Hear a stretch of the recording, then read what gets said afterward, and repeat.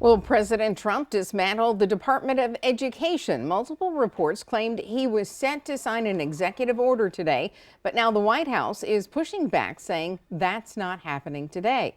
Let's get you involved in the conversation. What's the biggest concern if the department is closed? Scan the QR code on your screen right now to share your thoughts.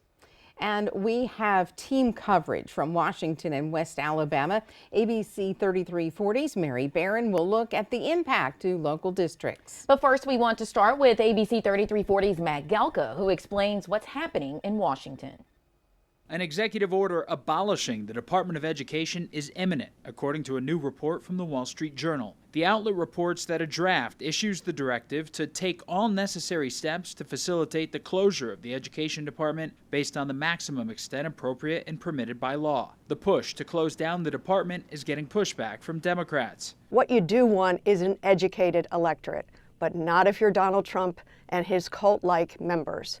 They want citizens who are not educated. But it's also been telegraphed since Trump was on the campaign trail. I'm going to close the Department of Education and move education back to the states. Dismantling the department also follows the blueprint that the controversial Project 2025 laid out. The plan calls for offices moving to other agencies, including the Office of Civil Rights going to the Justice Department, and moving the more than $1.6 trillion of student loans DOE manages over to the Treasury Department. Republicans have long backed a takedown of the Education Department, questioning the $268 billion spent for lackluster results. When the Department of Education was first stood up, we were ranked #1 in the world globally in education, and today we rank 34th. And you think it's working? Congress would need to act in order to fully unwind the department, and it's unknown if there are 60 votes to do it in the Senate. New Education Secretary Linda McMahon acknowledged lawmakers would need to play a role during her confirmation hearing. If there is a movement to abolish the Department of Education, it has to go through the United States Congress.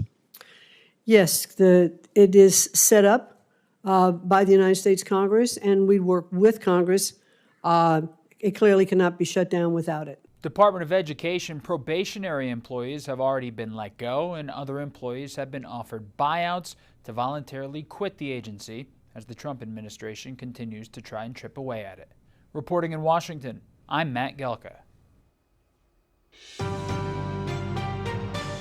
And now we go to ABC 3340's Mary Barron, who joins us live from Greene County with more on how this could impact local schools in Alabama. And Mary, what did you find out?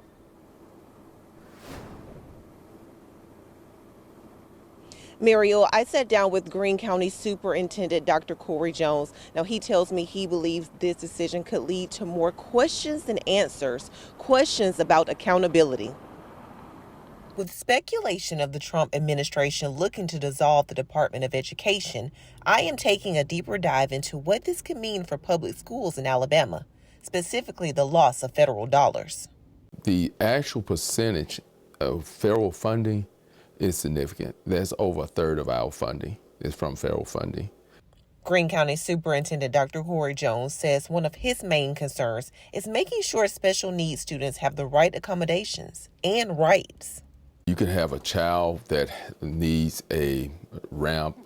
They also need a paraprofessional. They need someone to assist them so that they can have a full, productive educational experience.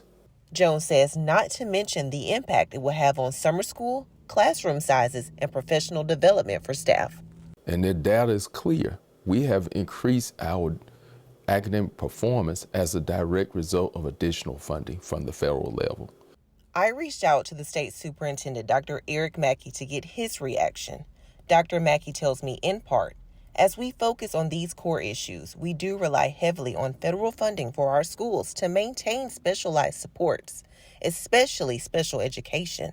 As long as the funds continue to be made available for our schools, less federal regulation and burdensome paperwork will be welcomed.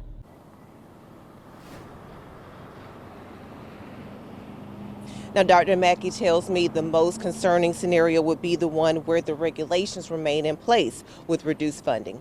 Live in Greene County, Mary Barron, ABC 3340 News.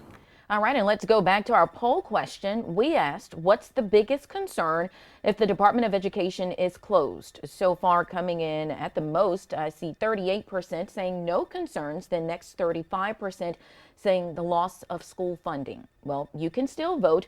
Just scan the QR code on your screen right now or find this story on our website, abc3340.com.